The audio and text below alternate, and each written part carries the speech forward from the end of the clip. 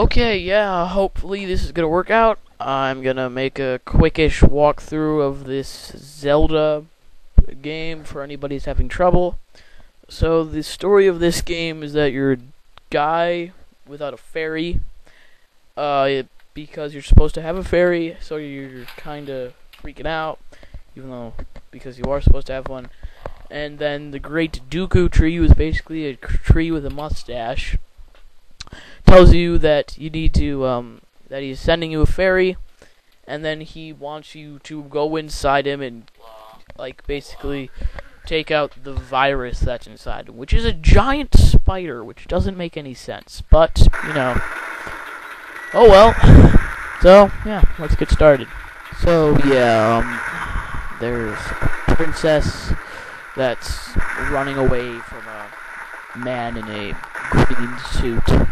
I mean, not a green suit, that is green, wearing a black suit on a stupid horse, and then he flicks you, and then you explode, or either that or it's just a bad dream. But then the Great Dooku Tree sends you a fairy, and that's where we start off. Woo! So Navi comes in and hits you, runs into you, whatever you want to call it, until you wake up.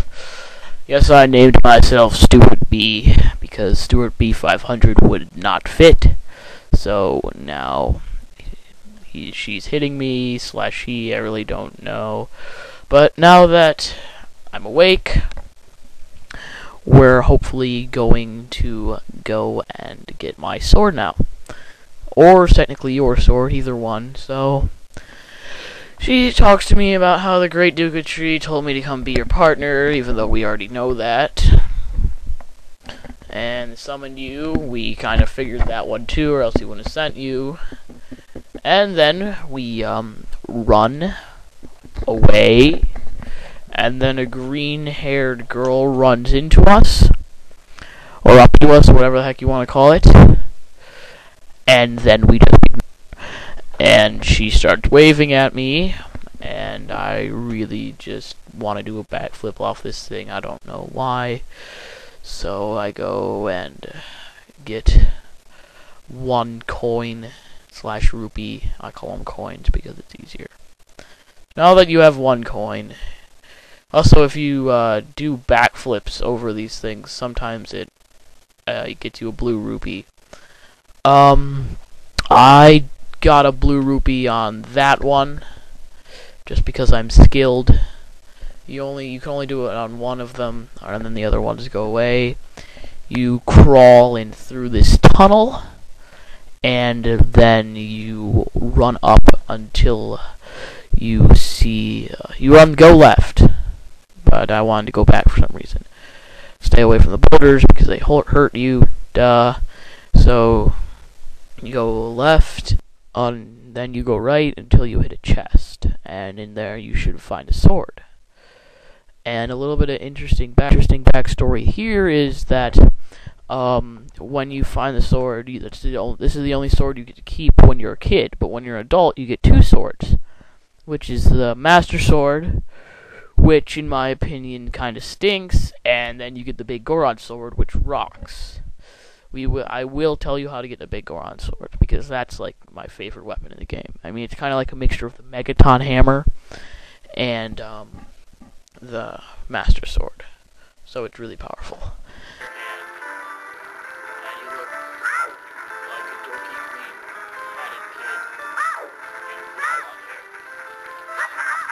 Anyway, I wanted to chop off this sign, and I forgot that I don't have the ocarina, so I can't show you this cheat yet. So now, we're walking through this tunnel, and then we get to the other side, and we're looking for more money. We need to get 40 rupees for a shield, and if you Z-target things, which is you use your Z, if you're using a Nintendo 64, I'm not sure about GameCube or Wii, because I own a Wii, but I really don't have Ocarina of Time for it. I only have it for the Nintendo 64. So you have to go bash rocks against walls for more money, and that's I'm gonna skip a little bit of it because basically it's me bashing against walls. Actually, guys, I'm gonna speed it up.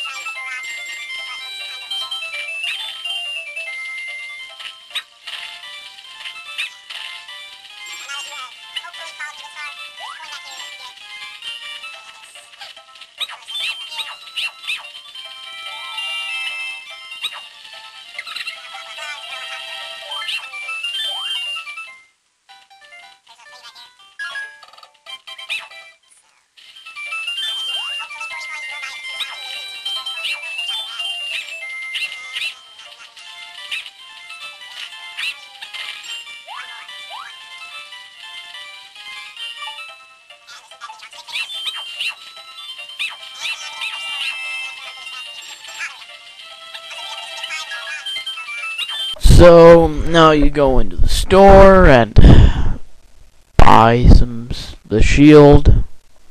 No big surprise there.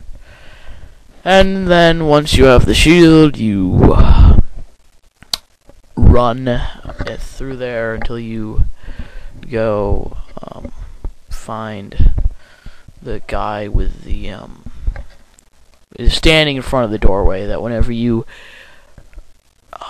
oh wait, no, I'm gonna go loot his house now. Never mind. This ain't his house, but there's still some jars in here that you can break. I love how you can just walk into people's houses and start throwing jars against walls to break the money out of them. And even if there's people in there, they don't care. They just look at you. So I forget to equip the shield. So now when I talk to him, he won't just let me in. And I talk to him like 3 times. And so I'm going to cut that part. So now that I'm talking to him for the last time, now that I have my shield equipped, he says, "What? You have a Dooku shield? Oh wait, you have a Corey sword. Hey, wasn't that in the chest with a bunch of boulders that we took so nobody could do it there?" Anyway, I don't understand why he doesn't notice that, but, you know, he just lets you go through, and he gets angry because you're the favorite of the Great Dooku Tree, and he's not. Ha ha.